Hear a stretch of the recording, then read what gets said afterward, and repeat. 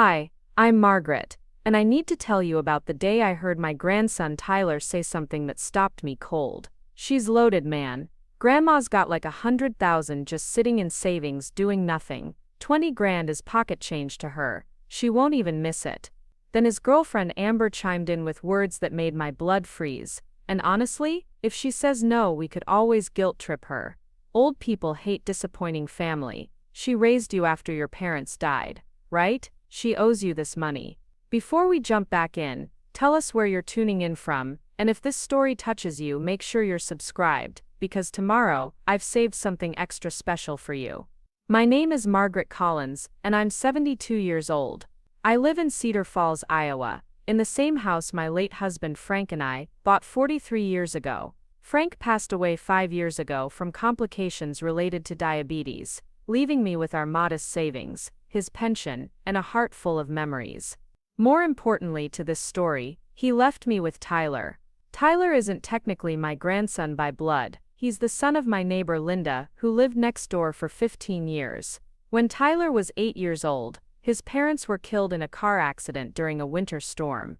Linda had no family, and the state was going to place Tyler in foster care. Frank and I had never been able to have children of our own, despite trying for decades. When we heard about Tyler's situation, we didn't hesitate. We went through the legal process to become his guardians, and eventually adopted him when he turned 10. Tyler became the light of our lives. We supported him through middle school, high school, and helped him get into community college. When Frank got sick, Tyler was there helping me care for him.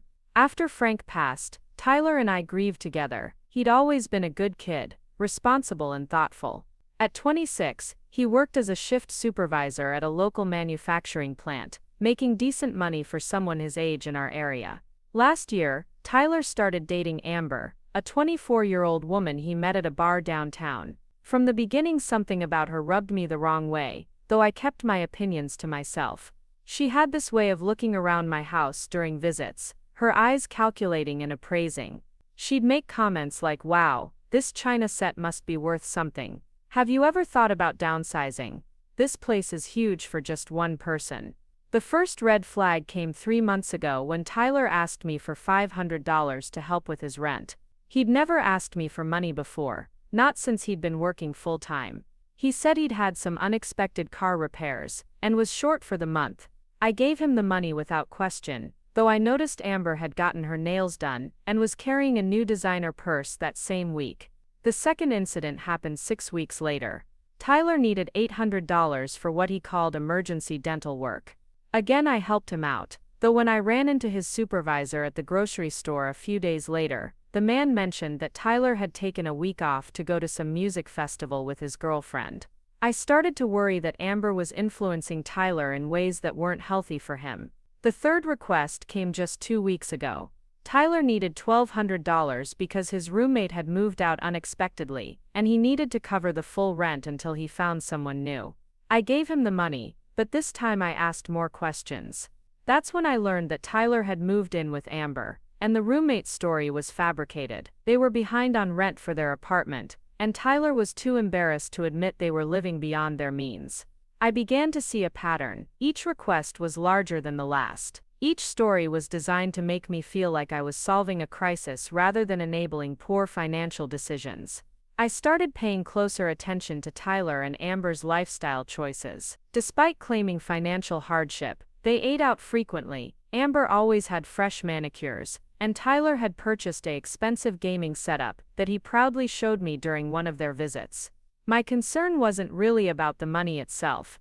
After Frank died, I'd been careful with our finances, and I was comfortable. Frank's pension, combined with Social Security and our modest savings, meant I could afford to help Tyler occasionally. But I was worried about what these requests meant for his character and his future. The Tyler I'd raised wouldn't have lied to me about roommates or dental emergencies.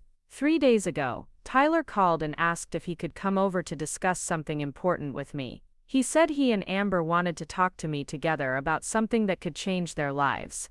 He sounded excited and nervous, which made me hopeful that maybe they were getting engaged, or had some other positive news to share. They arrived yesterday afternoon, both dressed more formally than usual. Tyler was wearing a button-down shirt instead of his typical t-shirt, and Amber had on a dress I'd never seen before. They seemed anxious but optimistic, like they were about to present a business proposal, rather than have a family conversation. We sat in my living room, the same room where Tyler had done homework for years, where Frank and I had watched countless movies, where we'd celebrated Tyler's graduation from high school and community college. Tyler seemed to be gathering his courage for several minutes before he finally spoke. "Grandma Margaret," he began, using the formal name he only used when he was in trouble or wanted something significant. "Amber and I have been talking, and we have an incredible opportunity that could really set us up for the future." I listened as Tyler explained that Amber's cousin had started a business flipping houses and was looking for investors. According to Tyler, this cousin had already successfully flipped 3 properties and was offering family members the chance to invest in his next project. The minimum investment was $20,000, and Tyler claimed the returns would be substantial. "We've seen the numbers, Grandma," Tyler said, his eyes bright with what he clearly thought was entrepreneurial excitement. "In 6 months, we could turn $20,000 into $35,000. That's a $15,000 profit for doing absolutely nothing." Amber nodded enthusiastically. "My cousin Trevor knows the real estate market inside and out. He's shown us photos of the houses before and after renovation. The transformations are incredible. This is basically guaranteed money." As they continued their pitch, several things bothered me. First, Tyler had never shown any interest in real estate or investments before meeting Amber. Second, the promised returns sounded too good to be true, especially for a supposedly low-risk investment. Third, and most importantly, they were asking me to fund an opportunity they couldn't afford themselves. "How much money are you two contributing to this investment?" I asked. Tyler and Amber exchanged glances. "Well, that's the thing," Tyler said. "We don't have $20,000 available right now, but we believe in this opportunity so much that we're willing to use the profits to pay you back with interest."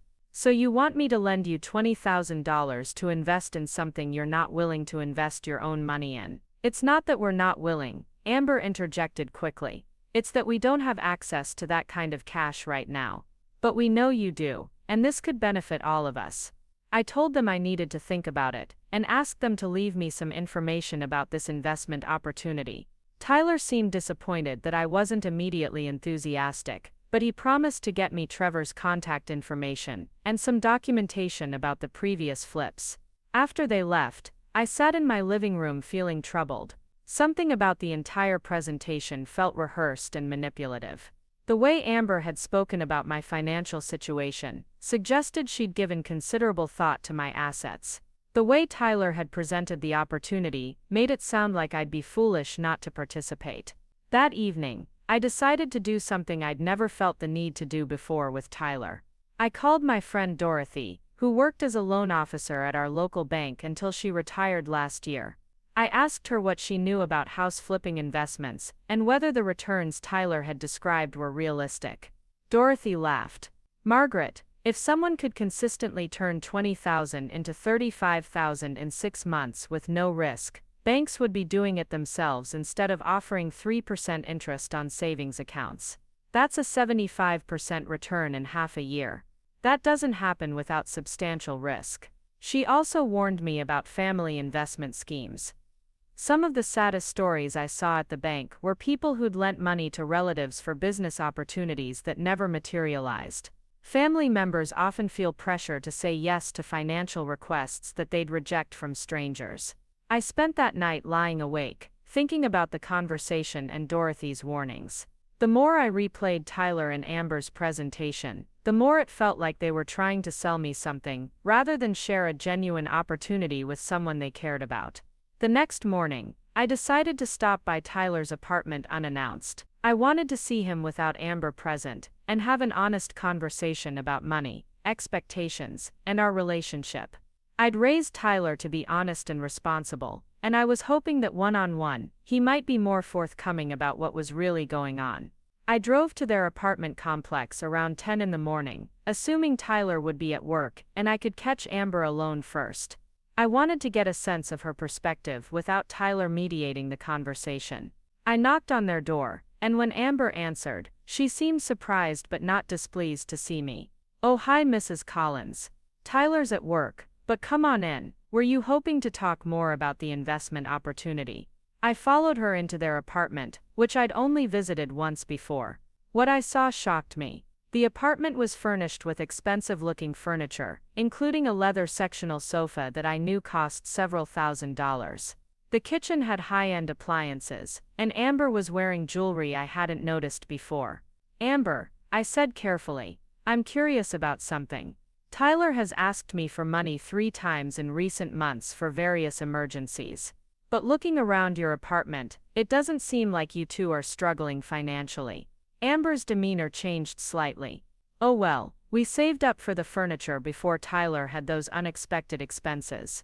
We believe in living in a nice environment, even if it means sacrificing in other areas."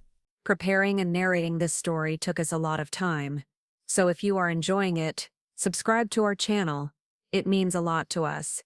Now, back to the story. "What other areas are you sacrificing in?" She seemed to realize she'd said something contradictory. "I mean, we just prioritize different things than some people might." I decided to be more direct. "Amber, are you and Tyler actually behind on rent, or do you have money management issues that you're trying to solve by borrowing from me?" For a moment, Amber looked like she might be honest with me. Then her expression hardened. "Mrs. Collins, Tyler loves you very much, and he's told me how much you've done for him over the years. But he's an adult now, and he has the right to make his own financial decisions. If he wants to ask his grandmother for help with an investment opportunity, that's between you and him." The conversation was going nowhere productive, so I told Amber I'd wait to discuss the investment with Tyler directly. As I was leaving, I heard her phone ring. She answered it without thinking about whether I was still within earshot. "Hey babe, your grandma just stopped by asking questions about our finances." There was a pause. No, she didn't seem convinced about the investment. She was asking about whether we're really behind on rent. I slowed my steps, realizing I could hear both sides of the conversation through their thin apartment door. "Look, Tyler, we've been planning this for weeks. She's got the money just sitting there doing nothing. 20 grand is nothing to her." I stopped walking entirely, standing in the hallway outside their apartment. "I know you feel guilty, but think about it practically. She raised you, right? She owes you something for all those years of being your parent. And it's not like we're asking for a gift. We'll pay her back." My heart started racing as I realized Tyler was on the other end of this conversation, and they were discussing me and my money, in terms that made me sound like a resource to be exploited rather than a person they cared about. "The thing is," Amber continued, "old people hate disappointing family.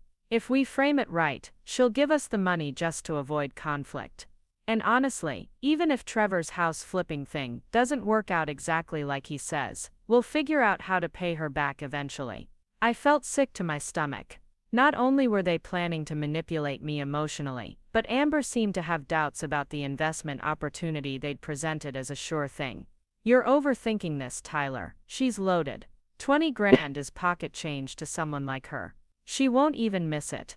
That phrase, "she won't even miss it," hit me like a physical blow. This wasn't about a business opportunity or an investment. This was about taking advantage of someone they assumed had more money than sense. I quietly walked back to my car, my hands shaking as I started the engine. I drove home in a daze, replaying Amber's words in my head. The casual way she'd discussed manipulating my emotions, her dismissive attitude toward my money, and most painfully, her assumption that I owed Tyler financial support, simply because I'd raised him. When I got home, I sat at my kitchen table and really thought about what I'd heard. This wasn't just about $20,000. This was about respect, honesty, and the kind of relationship I wanted to have with Tyler going forward. I'd raised Tyler to be honest, responsible, and independent. Somewhere along the way, he'd started to see me as a bank rather than a family member. Whether that was Amber's influence or his own moral drift, I needed to address it before it got worse. I spent the afternoon thinking about Frank and what he would have done in this situation. Frank had always been tougher than me when it came to financial lessons. When Tyler was 16 and wanted expensive sneakers, Frank had made him work extra hours at his part-time job to earn the money himself. Money you earn means more than money you're given. Frank used to say. That evening, Tyler called to follow up on their visit. Hi Grandma, did you get a chance to think about the investment opportunity? Trevor is meeting with his contractors tomorrow, and we need to let him know if we're in. The artificial urgency was another red flag. Legitimate investment opportunities don't require immediate decisions from family members who haven't even seen documentation. Tyler, I said, I have some questions about this investment before I make any decisions. Of course, what do you want to know? First, have you seen any legal documentation about Trevor's previous house flips? Tax returns, profit and loss statements, contracts with buyers. There was a pause. Well, he showed us photos and told us about the profits. I didn't think we needed to see paperwork for family. Second question, if this investment is as good as you say it is, why isn't Trevor using bank financing or his own money from previous successful flips? Another pause. He said he wants to keep it in the family and share the wealth with people he trusts. Final question, Tyler. If I lend you this money and the investment doesn't work out as planned, what's your plan for paying me back? The longest pause yet. Well, we'd figure something out. You know I'm good for it, Grandma. That phrase, you know I'm good for it, coming from someone who'd already lied to me about roommates and dental emergencies, was the final confirmation I needed. Tyler wasn't approaching this as a serious financial transaction.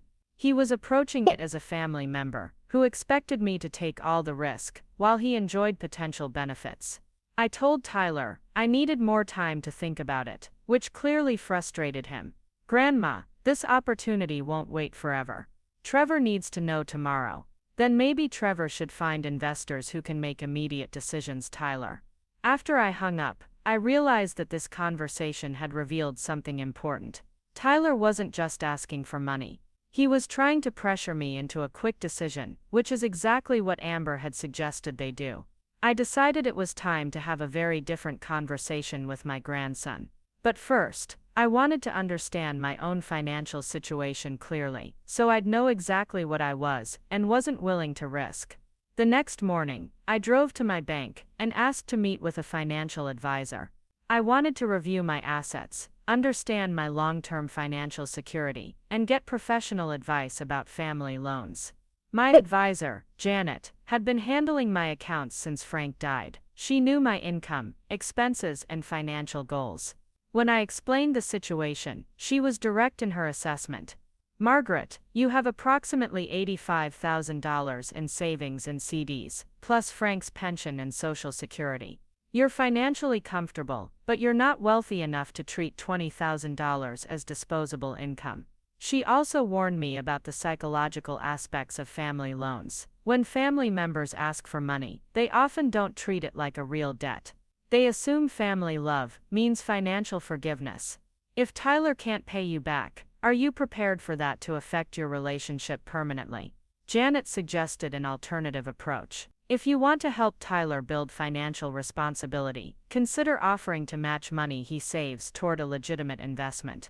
That way, he has skin in the game, and you're supporting his efforts, rather than funding his risks. I spent the rest of the day thinking about Janet's advice, and what I'd learned about Tyler and Amber's attitudes toward my money. By evening, I'd made my decision about how to handle their request. I called Tyler and asked him to come over the next day for my answer about the investment. I told him to come alone, because I wanted to have a private conversation with him first. When Tyler arrived the following afternoon, he seemed optimistic and excited. So Grandma, what did you decide about Trevor's investment opportunity? I looked at Tyler, this young man I'd raised from a scared 8-year-old into what I'd hoped was a responsible adult, and I felt a mixture of love and disappointment that broke my heart. Tyler, I've decided not to lend you the $20,000 for this investment. His face fell immediately. But Grandma, this is such a good opportunity. We could all benefit from this. Tyler, I need to tell you something. Yesterday, when I stopped by your apartment, I overheard Amber on the phone with you, discussing how to manipulate me into giving you this money. Tyler's face went white. What did you hear? I heard her say that I owe you money because I raised you. I heard her say that old people hate disappointing family, and that you could use that to pressure me. I heard her say that $20,000 is pocket change to me and that I won't even miss it. Tyler looked like he wanted to disappear. Grandma, Amber sometimes says things she doesn't mean when she's stressed. Tyler, this isn't about what Amber says, this is about what you've been doing for the past several months. You've asked me for money 3 times, and each time you've lied about why you needed it. Emergency car repairs that turned out to be a music festival. Dental work that was actually rent money. A roommate situation that was actually you moving in with your girlfriend. Tyler couldn't meet my eyes. I was embarrassed about the real reasons. So instead of being honest with me, you decided to manipulate me with false emergencies. And now you want me to give you $20,000 for an investment opportunity that you haven't researched, that you can't afford to participate in yourself, and that you're trying to rush me into with artificial deadlines. We sat in silence for several minutes. Finally, Tyler spoke up. Grandma, I'm sorry about the lies, but this investment really could be good for all of us. Tyler, do you have any documentation about Trevor's previous house flips, contracts, financial statements, references from previous investors? Tyler shook his head. Trevor said he keeps things informal within the family. Have you researched house flipping as an investment strategy? Do you understand the risks, the market conditions that affect success, the legal requirements for property renovation? Another head shake. Trevor handles all that stuff. Have you and Amber created a realistic plan for paying me back if this investment doesn't work out as promised? Tyler looked uncomfortable. We figured we'd cross that bridge, if we came to it. I leaned back in my chair and looked at this young man I loved so much. Tyler, you're asking me to lend you money for an opportunity you haven't researched, based on promises from someone you haven't verified, with no realistic plan for repayment if things go wrong. Does that sound like a responsible financial decision to you? Tyler was quiet for a long time. When he finally spoke, his voice was small. When you put it like that, it sounds pretty stupid. It's not stupid, Tyler. It's inexperienced and impulsive. But what concerns me more than the investment request is the pattern of dishonesty and the assumption that I should fund your choices regardless of whether they make sense. I stood up and walked to the window, looking out at the yard where Tyler had played as a child. Tyler, I raised you to be honest, responsible and independent. Somewhere along the way, you've started treating me like a bank, instead of a family member. That needs to change. Tyler was crying now. I'm sorry, Grandma. I didn't mean for things to get this way. I believe you're sorry, Tyler. But sorry isn't enough. If you want to rebuild my trust, you need to show me that you can be honest and responsible with money, both yours and potentially mine. I turned back to face him. Here's what I'm willing to do. If you want to pursue real estate investment, I'll help you research legitimate opportunities. If you want to start a business, I'll support you in creating a real business plan. If you want to build wealth, I'll match money you save toward reasonable goals. But I'm done being your emergency fund for poor planning, and I'm done being manipulated into funding your lifestyle choices. Tyler wiped his eyes. What about the investment with Trevor? What about it, Tyler? You tell me. Based on what you actually know about this opportunity, not what Amber thinks about my bank account, do you think it's a smart way for any of us to spend $20,000? Tyler sat there for several more minutes, and I could see him really thinking about it for perhaps the first time. Honestly, Grandma, I don't know anything about real estate investment. I just wanted to believe it would work because Amber was so excited about it. That's the most honest thing you've said to me in months, Tyler. We talked for another hour about money, responsibility and expectations. Tyler admitted that he and Amber had been living beyond their means and using the money I'd lent him to cover expenses they couldn't afford. He also admitted that the pressure to provide Amber with an expensive lifestyle had led him to make increasingly poor financial decisions. By the time Tyler left that afternoon, we'd established some new ground rules. No more financial emergencies that weren't actual emergencies. No more requests for money without complete honesty about what it was for and how it would be repaid.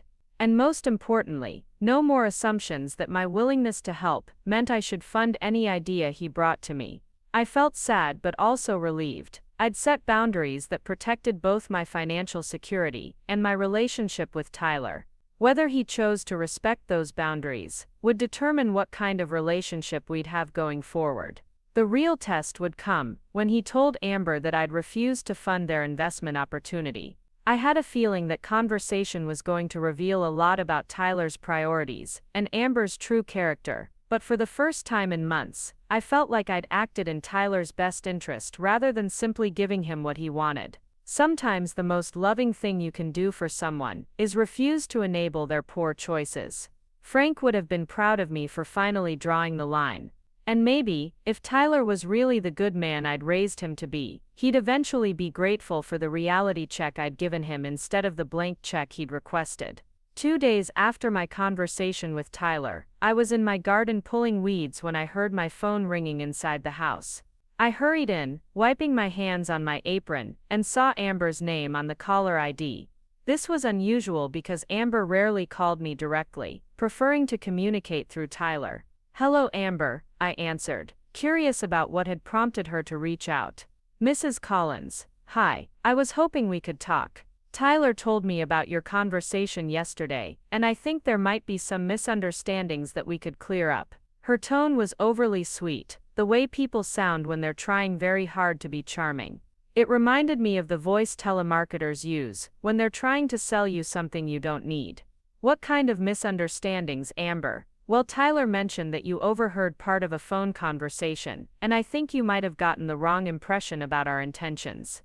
I set down my gardening gloves and sat at my kitchen table. "What impression should I have gotten, Amber?" "Mrs. Collins, I want you to know that Tyler and I have nothing but respect and love for you. When I was talking to Tyler that day, I was just frustrated because we've been under so much financial stress lately. Sometimes when people are stressed, they say things they don't really mean." I found it interesting that Amber was trying to frame her manipulation tactics as stress-induced mistakes, rather than calculated strategies. "You said that old people hate disappointing family, and that you could use that against me. Those weren't stress reactions. Those were deliberate plans to manipulate me." There was a pause before Amber responded, and when she did, her voice had an edge to it that she was trying to mask with false sweetness. "Mrs. Collins, I think you misunderstood what I was saying. I was just trying to help Tyler figure out how to approach you about a legitimate business opportunity." "Amber, let me ask you something directly. Do you and Tyler have any money of your own invested in this house flipping opportunity with Trevor?"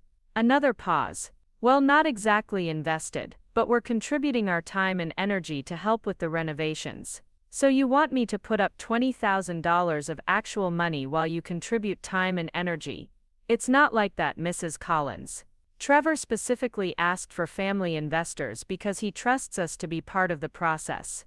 I was beginning to understand that Amber had an answer for everything, but none of her answers actually addressed the fundamental problems with their request. She was skilled at deflecting concerns rather than addressing them directly. "Amber, have you seen any documentation about Trevor's previous house flips? Financial records, contracts, proof of the profits he claims to have made?" Trevor doesn't believe in a lot of paperwork. He keeps things simple and trust-based within the family. That's not how real estate investment works, Amber. Legitimate property investments involve contracts, inspections, permits, insurance, and detailed financial records. If Trevor can't provide documentation of his previous successes, how do you know he's actually made the profits he claims? I could hear Amber getting frustrated, though she was still trying to maintain her sweet tone. "Mrs. Collins, with all due respect, this is a family opportunity. We're not talking about some stranger asking you for money. This is Tyler, the grandson you raised and love." "Exactly, Amber. This is Tyler, which is why I'm not going to enable him to make a financial mistake that could hurt his future. If I lend him $20,000 for an investment he hasn't researched, with no realistic repayment plan, I'm not helping him. I'm teaching him that he can make impulsive decisions and expect other people to cover the risks." Amber's mask was starting to slip. "But Mrs. Collins, you have the money just sitting there. This could help Tyler build wealth and security for his future." "Amber, my money isn't just sitting there. It's my financial security. It's what I live on, what I use to maintain my home, what I need for medical expenses as I get older.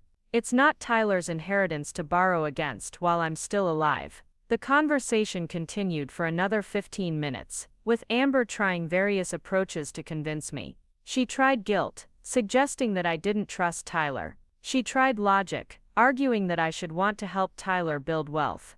She even tried mild intimidation, implying that my refusal might damage my relationship with Tyler permanently. What struck me throughout the conversation was how entitled Amber seemed to my money. She never acknowledged that I had the right to say no. She never suggested that she and Tyler should save their own money or pursue smaller, less risky opportunities.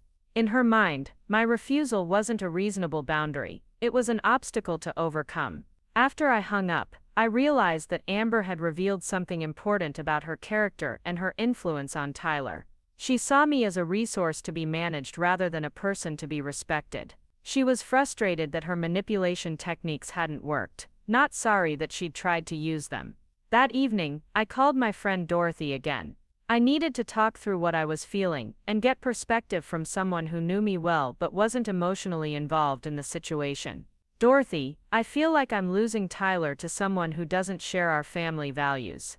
Dorothy had known Tyler since he was a child. She'd watched him grow up and had always spoken fondly of what a good kid he was. Margaret, some young people go through phases where they make poor choices, especially when they're influenced by romantic partners. The question is whether Tyler is fundamentally changing or just temporarily making mistakes. How do I tell the difference? Give him the opportunity to show you. You've set clear boundaries about the money, now watch how he responds. Does he respect your decision and work on rebuilding trust, or does he keep pushing and trying to manipulate you into changing your mind? Dorothy also shared something that helped me put the situation in perspective. Margaret, you raised Tyler during his formative years.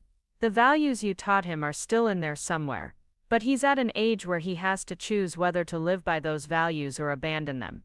You can't make that choice for him. That night, I lay in bed thinking about Tyler's childhood and adolescence. I remembered teaching him to save money for things he wanted instead of expecting them to be given to him. I remembered Frank making him return a toy he'd taken from a store without paying, even though it only cost $2.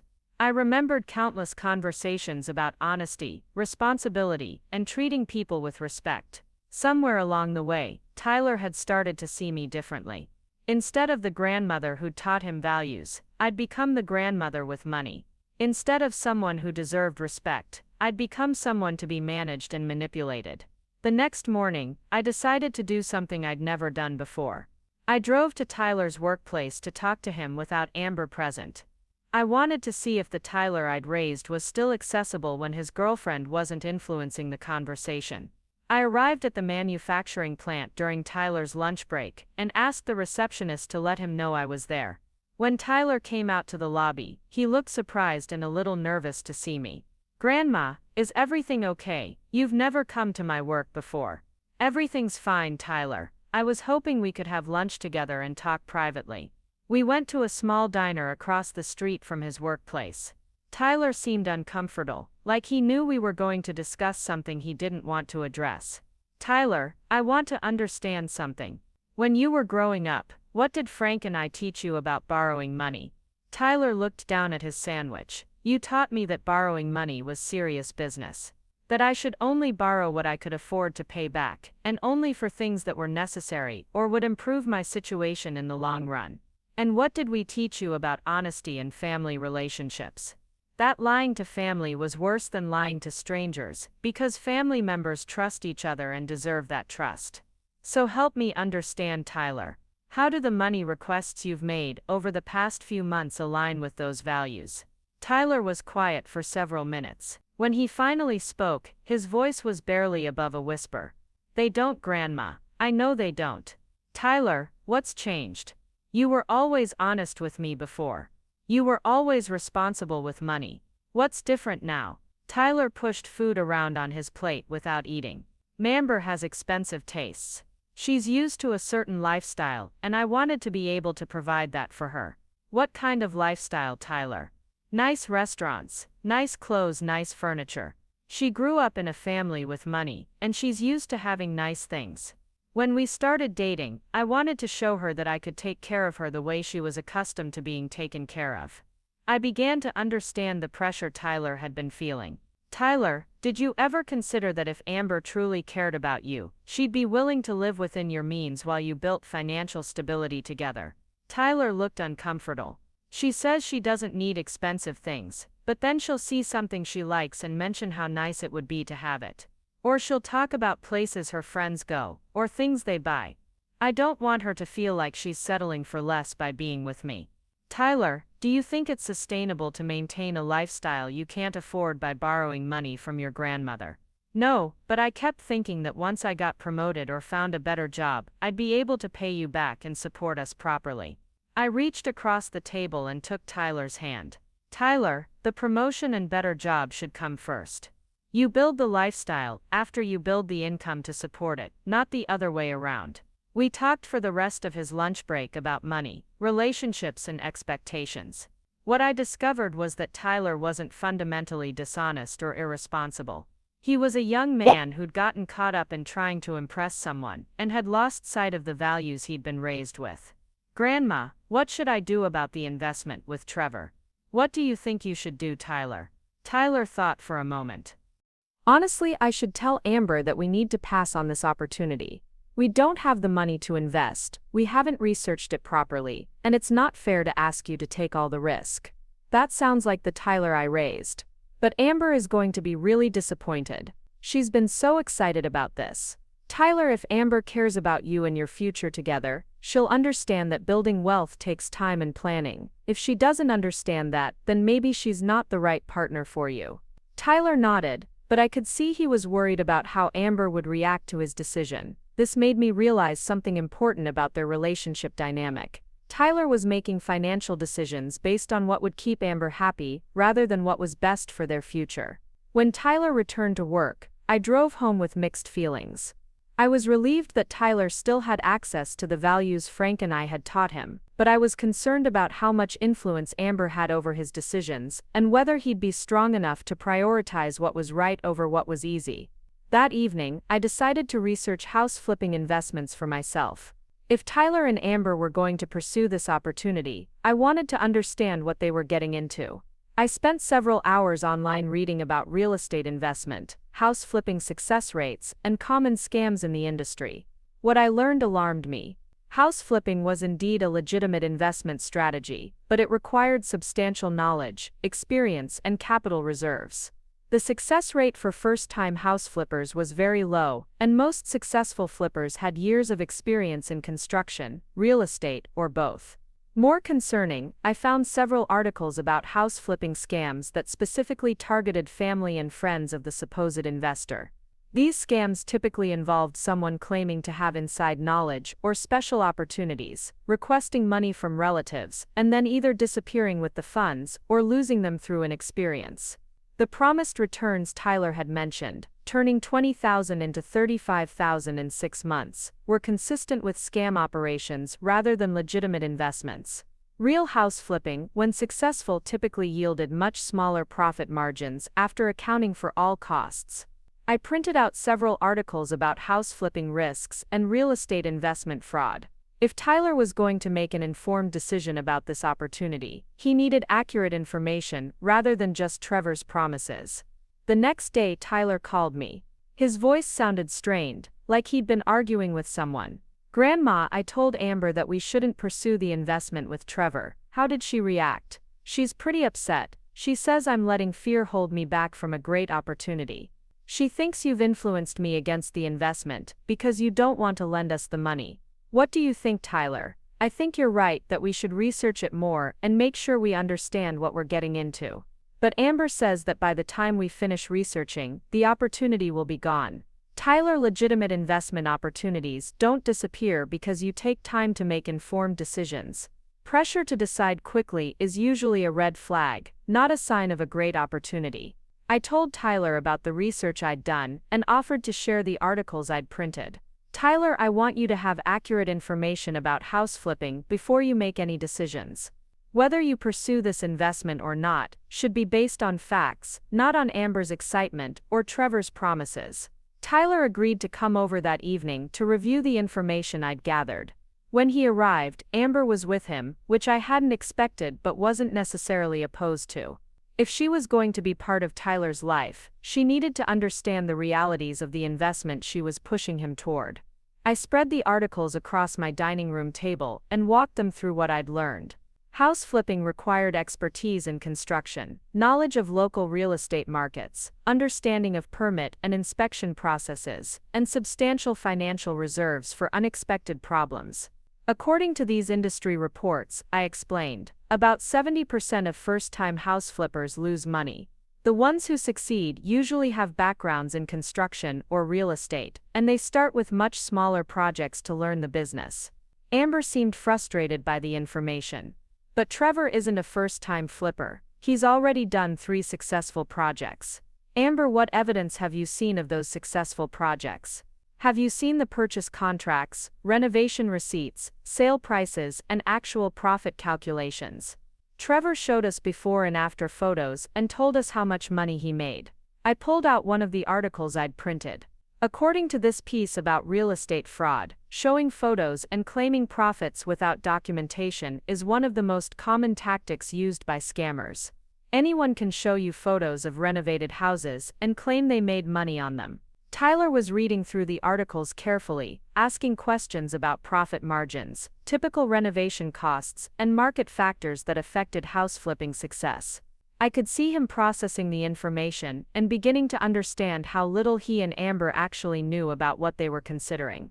Amber, on the other hand, seemed increasingly agitated as we discussed the realities of house flipping. She kept returning to the theme that Trevor was family and that we should trust him based on that relationship rather than demanding documentation. Mrs. Collins, I feel like you're trying to talk us out of an opportunity that could really help Tyler's future. Amber, I'm trying to make sure Tyler has accurate information before he makes a major financial decision.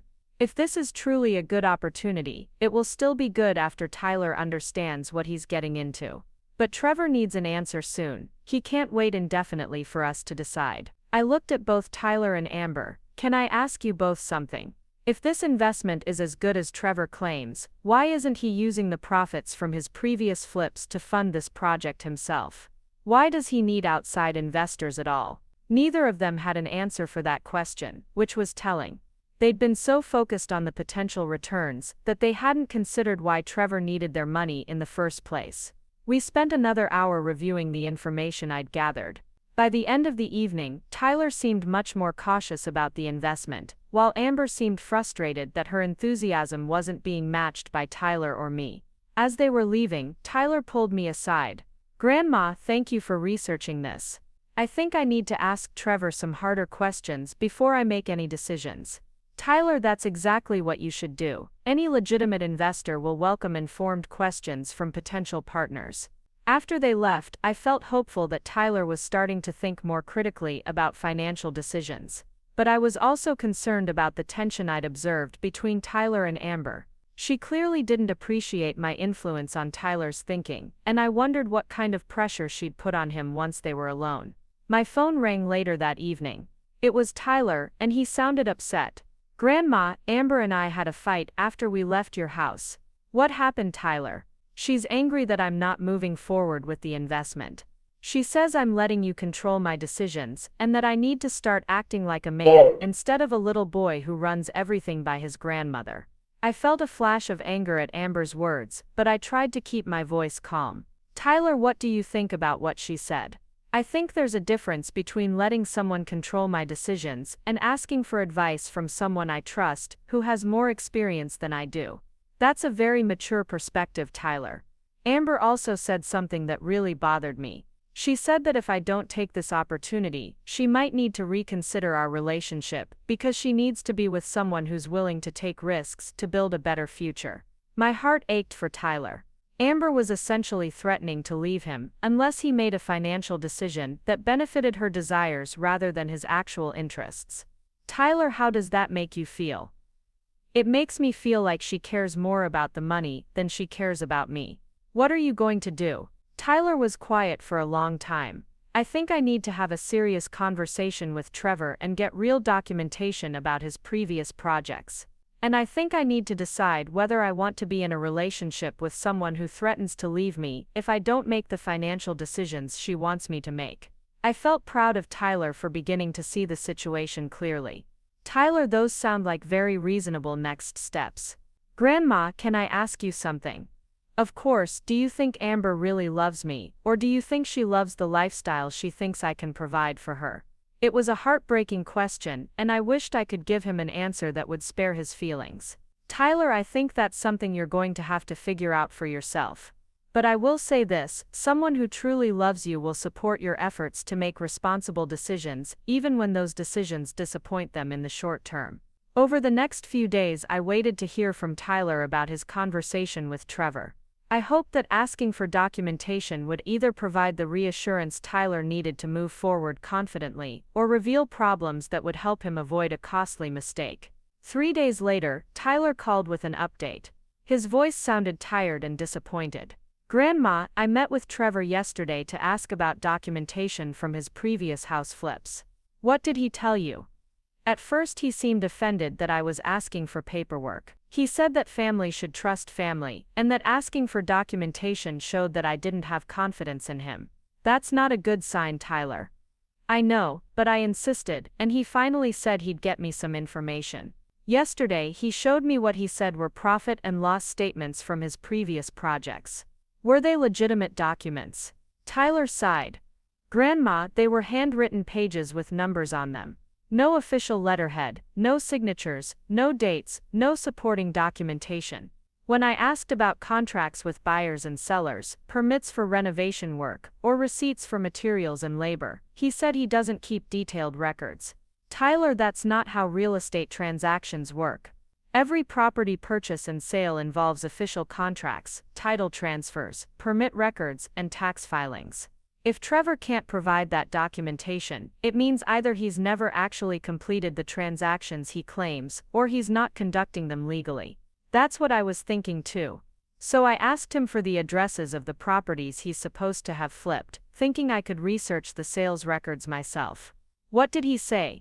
He got defensive and said that information was confidential. Then he said that if I didn't trust him enough to invest based on our family relationship, maybe I wasn't the right partner for his projects.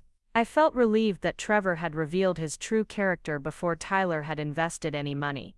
Tyler, how do you feel about what happened? Honestly, I feel stupid for almost falling for it. Everything you and the articles said about investment scams describes exactly what Trevor was doing. The pressure to decide quickly, the claims about profits without documentation, the appeal to family loyalty instead of business facts. Tyler, you're not stupid, you're inexperienced, and Trevor was counting on that inexperience to take advantage of you. The important thing is that you asked the right questions before it was too late. Amber is furious with me for backing out. She says I've ruined our chance to build wealth quickly. Tyler, wealth that's built quickly without proper knowledge and planning is usually wealth that's lost quickly too. Tyler was quiet for a moment. Grandma, I think I'm starting to see some things about Amber that I didn't want to see before. What kinds of things? She's only excited about opportunities that involve spending other people's money. When I suggest that we save our own money to invest in something smaller and safer, she loses interest. It's like she doesn't want to build wealth through hard work and patience. She wants shortcuts that involve convincing other people to take financial risks for her benefit. I felt sad for Tyler, but also proud that he was beginning to see the situation clearly. Tyler, those are important observations about someone's character. I'm starting to think that maybe Amber and I want different things out of life. That's something only you can decide, Tyler. But I will say that financial compatibility is important in relationships. If two people have very different attitudes toward money, spending, and risk, it can cause problems that go far beyond finances. The conversation with Tyler left me feeling hopeful about his future, but concerned about the difficult decisions he was facing in his personal life. He was learning to make better financial choices, but he was also discovering that those choices might cost him his relationship with Amber. 2 days later, I got my answer about how Amber would react to Tyler's newfound financial wisdom. Tyler called me, and I could tell immediately from his voice that something significant had happened. Grandma, Amber and I broke up. I'm sorry to hear that, Tyler. How are you feeling? Honestly, I'm sad but also relieved. Yesterday she told me that if I wasn't going to pursue opportunities like Trevor's investment, she needed to find someone who was more ambitious about building wealth. What did you say to that? I told her that I was ambitious about building wealth, but I wanted to do it responsibly through hard work, saving and carefully researched investments. I said that wasn't less ambitious than looking for get-rich-quick schemes. How did she respond? She said that approach would take too long and that she didn't want to wait years to have the lifestyle she wanted. She said she needed to be with someone who understood that sometimes you have to take big risks to get big rewards. I felt proud of Tyler for standing up for his values, even though I knew the breakup was painful for him. Tyler, it sounds like you two had fundamentally different approaches to building a future together. Yeah, and I realized something else too. Amber never talked about building a future together. She always talked about the lifestyle she wanted and expected me to figure out how to provide it.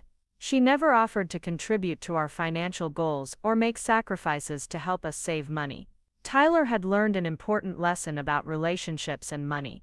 Partners should work together toward shared goals, not expect one person to fund the other person's desires. Grandma, I want to apologize for how I've behaved over the past few months. I know I lied to you about why I needed money, and I know I put you in an uncomfortable position with the investment request. Tyler, I appreciate your apology. What matters most to me is that you've learned from these experiences. I've learned that borrowing money to maintain a lifestyle I can't afford just creates more problems. I've learned that investment opportunities that sound too good to be true usually are too good to be true. And I've learned that the values you and Grandpa Frank taught me are more important than impressing someone who doesn't share those values. Tyler's apology and his insights about what he'd learned gave me hope that our relationship could be stronger than ever. He'd made mistakes, but he'd also learned from them and shown that he was capable of making better choices going forward. Tyler, I want you to know that I'm proud of you for asking hard questions about Trevor's investment and for standing up for your values with Amber. Thanks, Grandma. I know it's going to take time to rebuild your trust, but I want to do that. Tyler, trust is rebuilt through consistent actions over time. You've already taken the first steps by being honest about your mistakes and showing that you can make responsible decisions even when they're difficult. We talked for another hour about Tyler's plans for the future.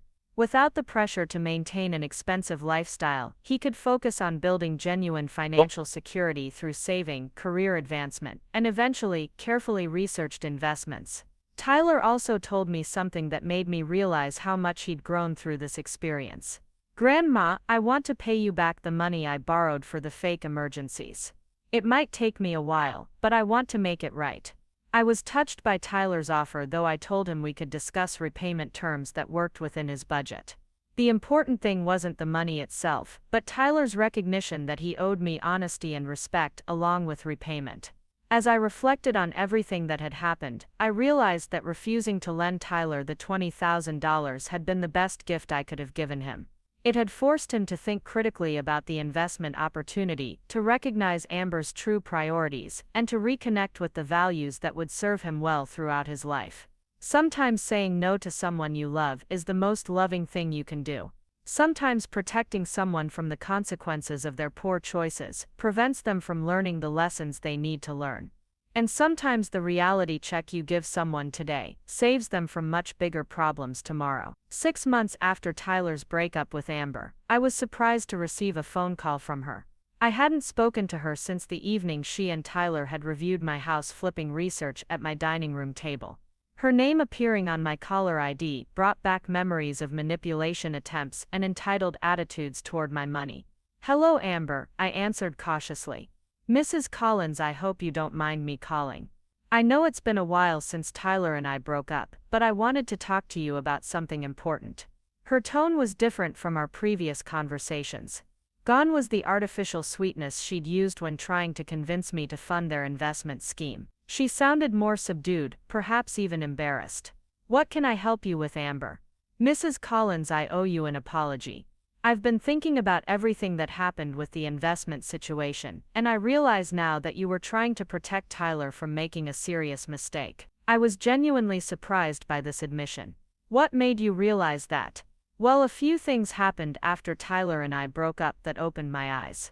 First, I found out that Trevor's house flipping scheme was completely fake. He took money from 3 other families and disappeared. The families lost a combined $60,000. This news was both shocking and vindicating. My instincts about Trevor had been correct, but I felt terrible for the families who had trusted him with their money. Amber, I'm sorry to hear that people lost money. How did you find out what happened? One of the families who invested with Trevor called me because they thought I might have information about where he went. That's when I learned that Trevor had never actually flipped any houses. The photos he showed us were from real estate websites, and the profit stories were completely made up. I felt a mixture of anger at Trevor for his deception and relief that Tyler had avoided becoming one of his victims. Amber, I'm glad Tyler asked for documentation before investing. Mrs. Collins, that's part of what I wanted to apologize for. When Tyler started asking those questions, I got angry with him. I thought he was being paranoid because you had influenced him to be suspicious. Now I realize that you taught him to ask the right questions that saved him from losing $20,000. Amber's apology seemed genuine, but I was curious about what else had prompted her call. Amber, you mentioned that a few things made you realize this. What else happened? There was a pause before Amber continued. Mrs. Collins, can I be completely honest with you about something? Of course. After Tyler and I broke up, I started dating someone else pretty quickly. A guy named Marcus who seemed to have a lot of money. He drove an expensive car, took me to nice restaurants, bought me jewelry. I thought I had found someone who could give me the lifestyle I wanted without all the complications I'd had with Tyler. I listened, wondering where this story was going. It turned out that Marcus was living completely beyond his means, just like Tyler and I had been. He was using credit cards to fund his expensive lifestyle, and he owed money to multiple people. 3 months after we started dating, his car got repossessed, his apartment lease got terminated for non-payment, and I found out he was nearly $50,000 in debt. That must have been difficult for you, Amber. It was, but it also taught me something important. I had been so focused on finding someone who could give me expensive things that I never thought about whether that lifestyle was actually sustainable. I never considered whether someone's financial situation was built on solid ground or just on borrowing and credit. This was a more mature perspective than I'd ever heard from Amber before. What did you do when you found out about Marcus's situation? Honestly, Mrs. Collins, my first instinct was to run. I didn't want to deal with someone else's financial problems. But then I realized that I had been part of the problem with Tyler too. I had pressured him to spend money he didn't have on things we couldn't afford, just like Marcus had been doing with credit cards. Amber paused, and when she continued, her voice was quieter. Mrs. Collins, I started thinking about Tyler and how he had always been honest and responsible before he met me. I realized that I had been the one pushing him to lie to you about why he needed money. I had been the one encouraging him to live beyond his means. I had been the one pressuring him to ask you for that investment money. I appreciated Amber's honesty, even though hearing it confirmed my suspicions about her influence on Tyler. Amber, what made you realize these things about yourself? I started seeing a counselor after the situation with Marcus. I was depressed and confused about why my relationships kept falling apart. The counselor helped me understand that I had been using other people's money to avoid dealing with my own financial insecurities. This was a significant insight, and I was glad Amber was getting professional help to understand her behavior patterns. Mrs. Collins, I want you to know that Tyler was a good person who got caught up in trying to make me happy. The lying, the manipulation tactics, the pressure to ask you for money, those were all things I encouraged or suggested. Tyler's natural instincts were to be honest with you and to live within his means. While I appreciated Amber's desire to take responsibility for her role in Tyler's behavior, I also knew that Tyler had made his own choices. Amber, I'm glad you're taking responsibility for your actions, but Tyler is an adult who made his own decisions. I know, Mrs. Collins. But I also know that I took advantage of how much Tyler loved me to pressure him into things he wasn't comfortable with. I used his feelings for me to manipulate him into compromising his values. We talked for another 20 minutes about Amber's realizations and her efforts to change her approach to relationships and money. She told me she had ended the relationship with Marcus and was focusing on building her own financial stability before getting involved with anyone else. Mrs. Collins, there's one more thing I wanted to tell you. I want you to know that Tyler never stopped defending you, even when I was criticizing you for not lending us the money. He would tell me that you had every right to say no, and that I needed to respect your decision. This information warmed my heart. Even when Tyler was under pressure from Amber, he had continued to defend my right to make my own financial decisions. Mrs. Collins, I hope someday I can show you that I've learned from these mistakes. I know I don't have any right to ask for your forgiveness, but I wanted you to know that I'm sorry for how I treated you and for the influence I had on Tyler. After I hung up from the call with Amber, I sat in my kitchen thinking about forgiveness, second chances, and personal growth. Amber's apology seemed sincere, and her insights about her own behavior appeared to come from genuine self-reflection rather than manipulation. I decided to call Tyler and tell him about Amber's call. He deserved to know that she had apologized and that she had acknowledged her role in the problems they'd experienced. When I called Tyler that evening, he sounded tired but content. Over the past 6 months, he had been working hard to rebuild his financial stability and had gotten a promotion at the manufacturing plant. "Grandma, I can't believe Amber called you to apologize. That's not something I would have expected from her." Tyler, people can change if they're willing to do the hard work of understanding their mistakes and developing better habits. I'm glad she's getting help and taking responsibility for her actions. But honestly, Grandma, I'm in a much better place now than I was when we were together. Tyler told me about his progress over the past 6 months. He had paid off the credit card debt he'd accumulated while trying to maintain an expensive lifestyle with Amber. He'd started contributing to a retirement account through his employer. He'd even saved enough money for a small emergency fund. Grandma, I also want you to know that I've been thinking about our conversation about investing and building wealth the right way. What have you been thinking about, Tyler? I've been reading books about personal finance and investing. I want to understand how to build wealth through saving and careful investing, rather than looking for get-rich-quick schemes. I was thrilled to hear about Tyler's commitment to financial education. Tyler, that's wonderful. What have you learned so far? I've learned that building real wealth takes time and patience. I've learned about the importance of emergency funds, retirement savings, and diversified investing. I've also learned that most people who build significant wealth do it slowly through consistent saving and smart financial decisions. Tyler had discovered what Frank and I had tried to teach him years earlier. Wealth building was usually a long, steady process rather than a series of dramatic windfalls. Tyler, I'm so proud of the progress you've made. You've not only recovered from the mistakes you made, but you've built better financial habits than you had before. Grandma, I was wondering if you'd be willing to help me with something. I felt a moment of apprehension, hoping Tyler wasn't about to ask for money again. What kind of help, Tyler? I've saved about $5,000, and I want to start investing it. I've been reading about index funds and retirement accounts, but I'd love to have your guidance about making smart choices. I was relieved and pleased by Tyler's request.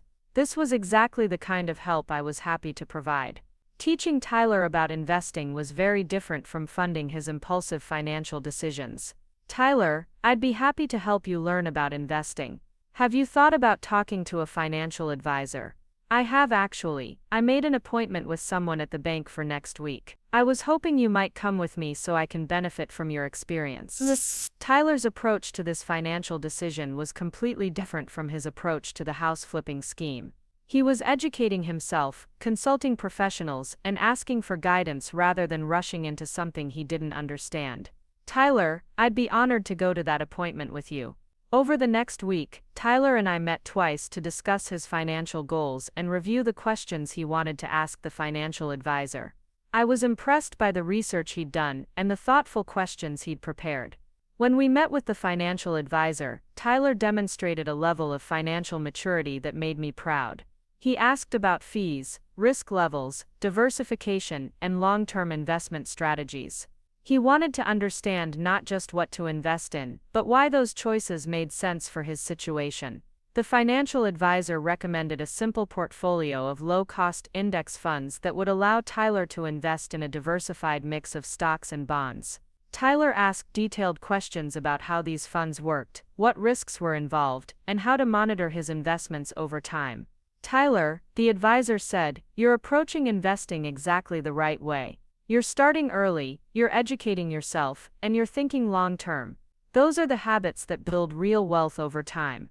After the appointment, Tyler and I went to lunch to discuss what he'd learned. Grandma, this is so different from what Trevor was promising with his house flipping scheme. How so, Tyler? This is honest about the risks involved. The advisor didn't promise huge returns or try to pressure me into making quick decisions. He explained how compound interest works over long periods and why patience is more important than trying to get rich quickly. Tyler had learned to appreciate the difference between legitimate financial advice and sales pitches designed to separate him from his money. Tyler, I'm proud of how you've handled this decision.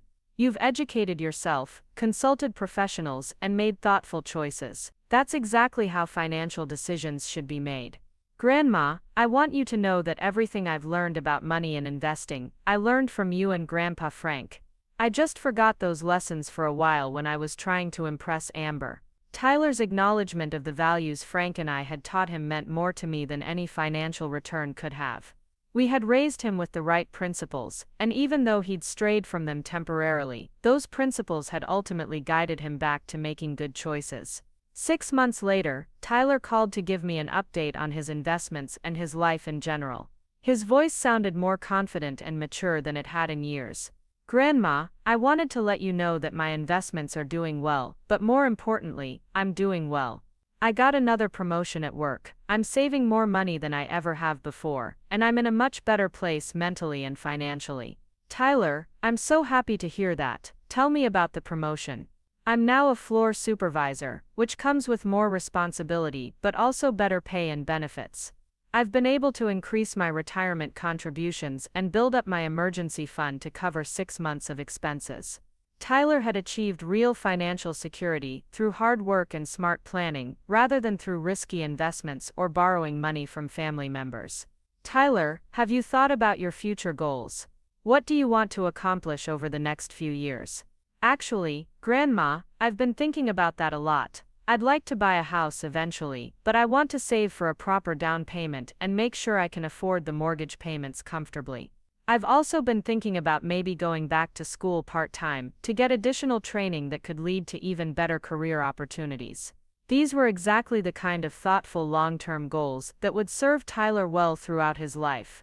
He was thinking about building assets, investing in his education, and creating sustainable financial growth. Tyler, those sound like excellent goals. Have you started saving for the house down payment? I have. I opened a separate savings account specifically for that goal, and I'm putting money into it every month. Based on my research, I should have enough for a down payment on a modest house in about 3 years. Tyler's systematic approach to saving for a major purchase showed how much his financial thinking had matured. Instead of trying to find shortcuts or asking others to fund his goals, he was creating a realistic plan and working steadily toward it. Grandma, there's something else I wanted to tell you. I've been dating someone new, and I think you'd really like her. I was curious but also slightly apprehensive about Tyler's new relationship. I hoped he had learned to choose partners who shared his values and financial goals. Tell me about her, Tyler. Her name is Rachel, and she's a teacher at the local elementary school. She's smart, funny, and she has the same approach to money that I do now. She saves regularly, lives within her means, and thinks about financial decisions carefully before making them. This sounded very different from Tyler's relationship with Amber. Tyler, it sounds like you and Rachel are compatible in important ways. We are, Grandma. When I told Rachel about my mistakes with money and relationships, she appreciated my honesty and said she was impressed that I'd learned from those experiences. She's not interested in expensive restaurants or designer clothes. She'd rather save money for travel and experiences that we can share together. Tyler had found someone who valued the same things he had learned to value: financial responsibility, honesty, and shared goals, rather than material possessions. Tyler, I'd love to meet Rachel when you feel ready to introduce her to family. Actually, Grandma, I was hoping you'd be willing to have us both over for dinner sometime soon. Rachel has heard a lot about you, and she's excited to meet the grandmother who taught me so much about making good decisions. The fact that Tyler wanted Rachel to meet me, and that he spoke positively about the role I'd played in his life, showed how much our relationship had healed and strengthened since the difficulties with Amber and the investment scheme. 2 weeks later, Tyler and Rachel came to my house for Sunday dinner. Rachel was a warm, intelligent young woman who asked thoughtful questions and seemed genuinely interested in getting to know me. More importantly, I could see that she and Tyler treated each other with respect and consideration. During dinner, Rachel told me about her own financial goals and how she and Tyler supported each other's efforts to save money and build security for the future. Mrs. Collins, Tyler has told me so much about the values you and his grandfather taught him. I really admire how you helped him find his way back to those principles when he had gotten off track. I appreciated Rachel's kind words, but I also wanted her to understand something important about Tyler. Rachel, Tyler didn't need me to find his way back to good principles. Those principles were already part of who he is. He just needed to remember why they were important and choose to live by them again. Tyler told me about the investment situation with his ex-girlfriend and how you refused to lend them money for something that turned out to be a scam. He said that was one of the most important lessons he's ever learned about making financial decisions. I looked at Tyler, who nodded in agreement. Grandma, refusing to lend me that money was the best thing you could have done for me. It forced me to really examine what I was doing and why I was doing it. Tyler, at the time it was one of the hardest decisions I'd ever made. I wanted to help you, but I also knew that giving you money for that investment wouldn't actually be helping you in the long run. Rachel asked thoughtful questions about the experience and what we'd all learned from it. She seemed to understand that the situation had been about more than just money. It had been about values, relationships, and the difference between enabling someone and truly helping them. As the evening progressed, I could see that Tyler and Rachel had the kind of partnership that Frank and I had enjoyed. They made decisions together, supported each other's goals, and shared a commitment to building a solid foundation for their future. Before they left that evening, Tyler pulled me aside for a private conversation. Grandma, I want you to know that everything good in my life right now can be traced back to the lessons you taught me, both when I was growing up and during that difficult time with Amber and the investment scheme. Tyler, you made the choice to learn from those experiences and change your behavior. I'm proud of you for making that choice. Grandma, there's something I want to ask you. Rachel and I have been talking about our future together, and we think we'd like to get married eventually. When that time comes, I want to do it right. I want to save money for a wedding we can afford, rather than asking family members to pay for things beyond our means. Tyler's approach to planning a potential wedding was completely different from the approach Jessica had taken in the story I'd heard, about the grandmother who'd canceled her granddaughter's expensive wedding. Tyler wanted to take responsibility for his own celebration, rather than expecting others to fund his dreams. Tyler, that sounds like a very mature approach to wedding planning. But Grandma, when that time comes, I'd love for you to be involved in the planning process, not as someone who pays for everything, but as someone whose opinions and preferences matter, because we love and respect you. Tyler's words brought tears to my eyes. He had learned the difference between being someone's bank and being someone's beloved family member. 1 year later, Tyler proposed to Rachel, and they began planning a wedding that they could afford with their own savings. They asked for my advice about venues, flowers, and catering, but they made it clear that these were their decisions and their financial responsibility. The wedding was beautiful, not because it was expensive, but because it represented two people who had built a solid foundation for their life together. Tyler and Rachel saved money for their wedding, planned a celebration that reflected their values, and started their marriage without debt or financial stress. During the wedding reception, Tyler gave a speech that mentioned how grateful he was for the people who had taught him important lessons about life, love, and money. He specifically thanked me for loving him enough to say no, when saying yes would have enabled him to make costly mistakes. My grandmother taught me that real love sometimes means setting boundaries, and that the best gift you can give someone is the opportunity to learn from their own experiences and become a better person. Tyler's words reminded me of something Frank used to say: the measure of how well you've raised someone isn't whether they make mistakes, but whether they learn from their mistakes and become stronger because of them. As I watched Tyler and Rachel dance at their reception, surrounded by friends and family who had supported their journey toward building a life together, I felt grateful that I had found the courage to refuse Tyler's request for investment money 2 years earlier.